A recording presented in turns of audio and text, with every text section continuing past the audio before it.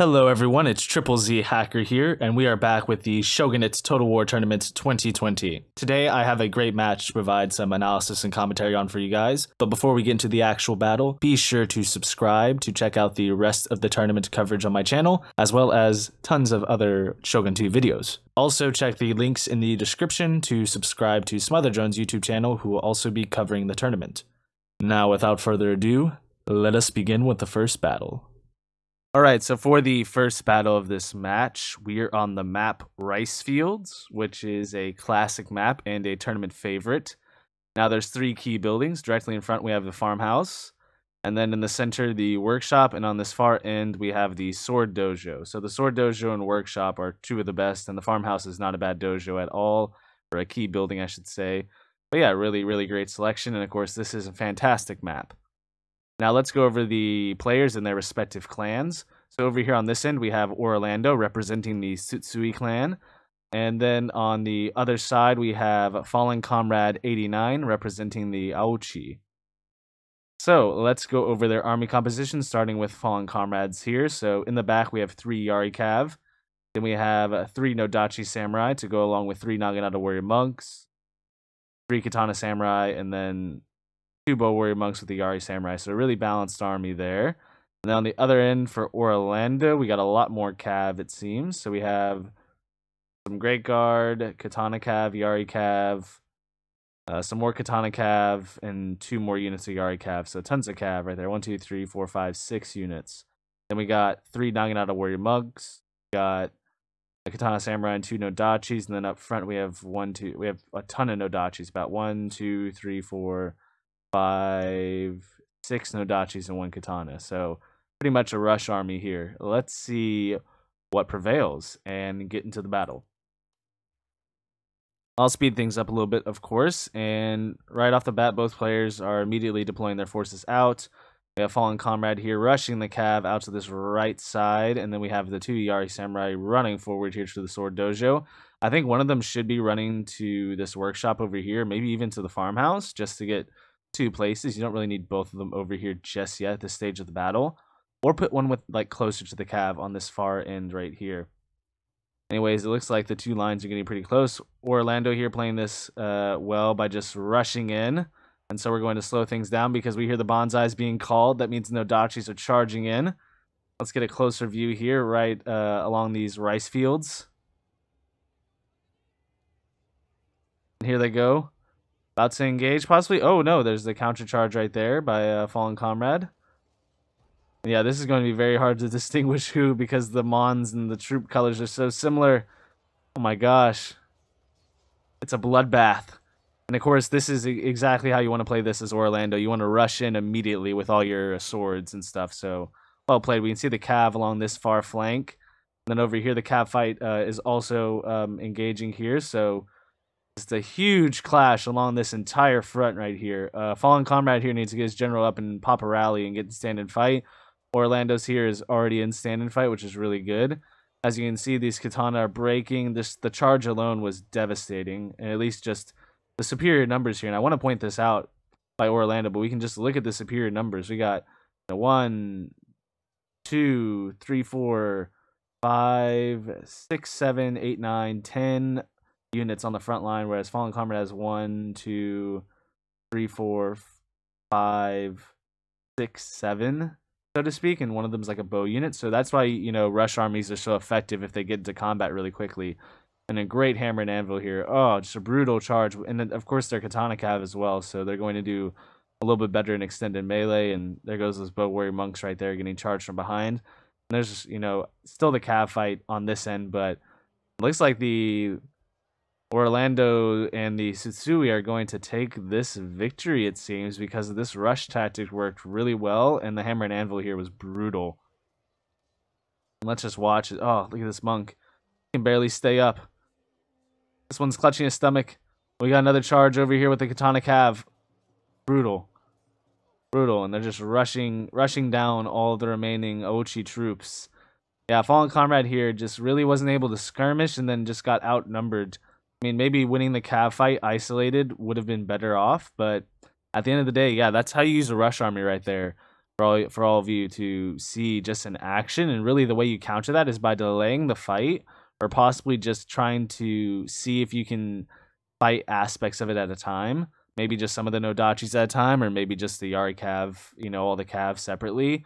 But yeah, you really got to pick your battles against the Rush Army really, really well and prepare for the rush. But overall, good job on Orlando's part. That was a quick but exhilarating battle. So now let's go into the second battle of this match.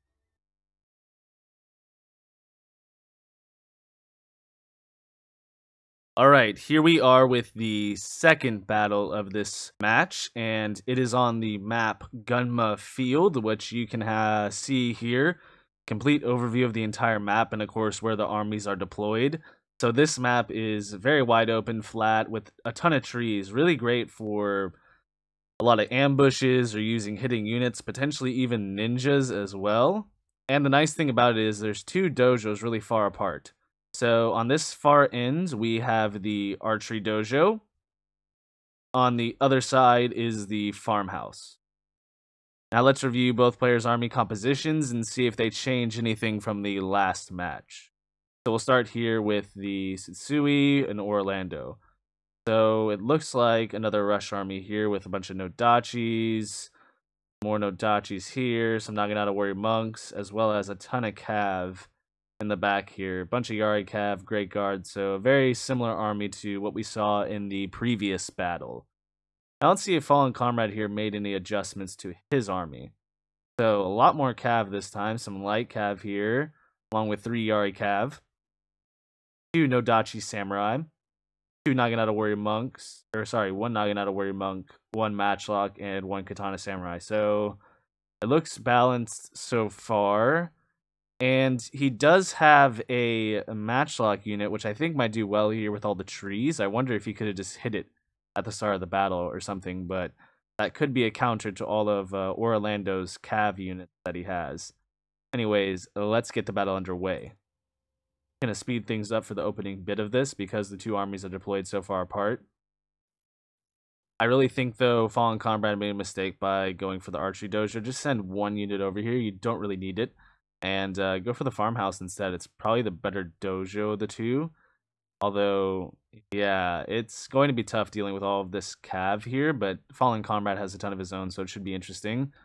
Again, it looks like both armies are just setting up here, and Fallen Comrade is kind of taking his position here by the archery dojo. I really do like Orlando, though, getting the Cav out here early, just posing as a threat, so to speak, or maybe even a decoy or bait. Also, it's just really good to kind of pressure your opponents early on, especially in a rush. That's always what you want to do when you have a rush army, is you want to keep your opponents constantly on their heels, panicking, having to react to your movements, that sort of thing. Just a little bit of dancing around each other. Let's speed things up quite a bit, actually, so that way we can just watch how this Cav moves around one another, sort of baiting each other. And yeah, I like hiding them in the trees here. I would bring some Matchlocks possibly up to get a volley or 2 on them. It doesn't look like Fallen Comrade has many spears except for the monk units. Yeah, 1 Yari Sam, okay. Yeah, bring the Yari Sam over here to help out this Cav, and then I would bring the guns over here to deal with the Cav, unless they deal with the Cav on this side. But it looks like Orlando's ready to finally advance over with the capture of the farmhouse, and Fallen Comrade here has the archery dojo. So let's see, where's that Matchlock unit? They probably have really good reload skill for Matchlock Ashigaru. Almost like Ashigaru Musketeers in Age of Empires 3, probably. Anyways, though, I think all the Cav over here is wise, but maybe not put all of them, because there's still the 2 units of Cav over here, but I think Orlando has them hidden pretty well. And, of course, we can't see Fallen Comrade's units, as Orlando was the one who submitted the replays to us. And this is just a classic standoff we have going on right in the middle between these 2 woods. And as I told you guys from the start, these trees here and hiding units in them would be really, really advantageous. So here come the Matchlocks out of here. They got 34 reload skill. Okay, that's not really that great. Play here, because here comes the charge with the Nodachis. Ooh. At least a single volley off, although, yeah, the Yari Sam in front's pretty good, but wait till the first volley and then bring them back. Let's see, this is a really wide charge right here by Orlando, so pretty good job on his part here. Yeah, you gotta support the Yari Sam some more. Just keep the Yari Sam here. You don't need to countercharge with the Yari Sam. Right there, this cav fight's intense. Get this Yari Samurai over here to assist in the cav fight if you can. And get your general over here to pop a rally and stand and fight to protect from those Great Guard. Ooh, charging in with, what was that, Katana Cav? And then, yep, a good rally by Orlando. But why not send a Katana Cav this way? Straight to these matchlocks. I mean, I think Orlando's going to win on this front. But, oh, just turn these matchlocks and send these swords right to the general. Right to the general, Fallen. That's all you got to do. That's all you got to do. Send them right there and just put your general on stand and fight and rally right here. That's why you're losing this whole front line here, even with these war cries. And I think he's actually the one who got war cried because the monk units haven't used their war cry yet. So this is brutal right here. Let's get up and close. It's really hard to distinguish who's who because of the Mon colors, but I mean, my God, just a brutal line right on this little area, but a clearing sort of before the tree line there. There's all that cav running away. It looks like Orlando's bringing the cav over here. Let's follow this way. Let's see. The matchlock's still firing. Only shoot this general right here. General's open target. Really easy target right there. It looks like, yeah, it looks like Orlando's going to achieve victory in this once again because most of the troops are routing. I think Fallen's general might have been captured. Oh, that's brutal. Like Katana Cav. The Katana Cav is really, really good against sword units, even Nodachis. So, yeah, here just everyone's closing in on these matchlocks right here. Oh my God. Fighting for their lives and just getting slaughtered. Shooting away right as Cav is charging in their rear. This is excellent, excellent stuff. Let's see, does Fallen have any units remaining? Yeah, we got some valiant monks here fighting to the death.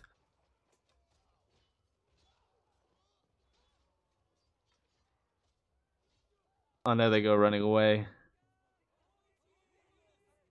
Any other Ouchi troops left? Yeah, we got one in the middle here. The Nodachi's still fighting. They don't have a bonsai though, so they're going to break any moment. Wow, just so many units remaining. And there you go. That is the conclusion of the second battle of this match, and Orlando has taken another victory, which means it's 2-0 for Orlando. So Orlando is advancing on to round 3 of the tournament, and Fallen Comrade is dropping into the losers bracket. So great match on both players' parts. Really just super quick matches, but very exhilarating and fun to watch. I really, again, love the Shogun 2 combat. Really great job on Orlando's part of, using the rush effectively. I think it's a very strong build, especially with all that cav to deal with, and the Katana Cav really great at fighting other sword units. I think Fallen Comrade, though, made a valiant effort, and it wasn't too easy on the part of Orlando to get these victories, I should say. Of course, Fallen could have used some spears better, could have maybe won some of the cav engagements that have been really crucial, and maybe even gone for the general in that second battle there. But overall, great match by both players. Anyways, I hope you guys enjoyed watching this video and my commentary. Be sure to like and subscribe once more, and stay tuned for the rest of the tournament coverage coming soon.